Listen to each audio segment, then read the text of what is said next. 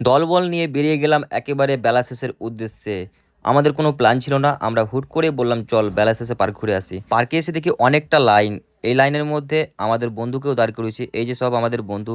আর এখানে রয়েছি আমি। তো আমরা এখানে টিকিট কাটবো, অনেকটা লাইনের পর অবশেষে টিকিটটা পেয়ে গেলাম। টিকিটের মূল্য হলো 30 টাকা এবং এই টিকিট নিয়ে আমরা ঢুকে যাব বেলা শেষে পার্কের ভেতরে। পার্কে ঢুকেই প্রথমেই তুমি দেখতে পাবে একটা সুন্দর মনোরম ঝিল। সেই ঝিলের পাশেই রয়েছে বোটিং করার জায়গা এবং আশেপাশে অনেক গাছপালা এবং সুন্দর পরিবেশ রয়েছে। এখানে যখনই আসবে মনটা একদম শান্ত হয়ে যাবে। এখানে যারা যারা এখনও আসেনি তাদেরকে বলি যে এই জায়গাটা অবশ্যই ভিজিট করবে। হ্যাঁ, আর আমি তোমাদেরকে দেখাবো এখানে একটা জায়গা আছে যে জায়গাটা অত্যন্ত ভাইরাল হয়েছিল বসন্তকালে, তো সেই জায়গাটা তোমাদেরকে দেখাবো। আর এই জায়গাতেও অনেকেও ফটোশ্যুট করতে আসে, অনেকেরই ফেসবুকের ডিপিতে দেখতে পাবে এই জায়গাটা। তো এই জায়গাটাও অনেকটা পপুলার আছে এবং এর ঠিক পাশেই রয়েছে ক্যাফেটেরিয়া, যেখানে তুমি অনেক রকমের ক্যাফে এবং স্ন্যাক্স খেতে পারবে।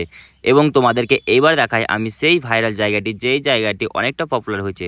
সেই জায়গাটি হলো এখানে। এখানে বসন্তকালে এত সুন্দর সুন্দর ফুল হয় যে তোমরা কল্পনাও করতে পারবে না। এখানে অনেকটা ভিড় হয়েছিল এই বসন্তকালে। আর বেলা শেষের এই মাঠটাই তুমি এসে যদি টাইম না কাটাও তাহলে তোমার বেলা শেষে পার্ক আসাটা ব্যর্থ হয়ে যাবে, কারণ এই জায়গাটা এতটাই শান্ত এবং সৌন্দর্যময় যে তুমি এখানে আসলে নিজেকে ভুলে যাবে।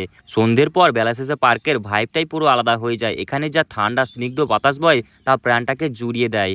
এখানে তোমরা এসে রাতের বেলাও বোটিং করতে পারবে। বেলা শেষে পার্কটা প্রায় 8টা পর্যন্ত খোলা থাকে, তো তোমরা 4টা থেকে 8টা পর্যন্ত এখানে থাকতে পারো এবং এই বেলা শেষে পার্কটাকে উপভোগ করতে পারো। তো কারা কারা আসবে অবশ্যই আমাকে কমেন্ট করে বলবে। হ্যাঁ, আর তোমাদের বেলা শেষে পার্কটা কেমন লাগলো তা নিশ্চয়ই কমেন্ট করে বলবে। আর এই ভিডিওটা যদি ভালো লেগে থাকে তাহলে অবশ্যই লাইক করবে এবং আমাকে ফলো করে পাশে থাকবে।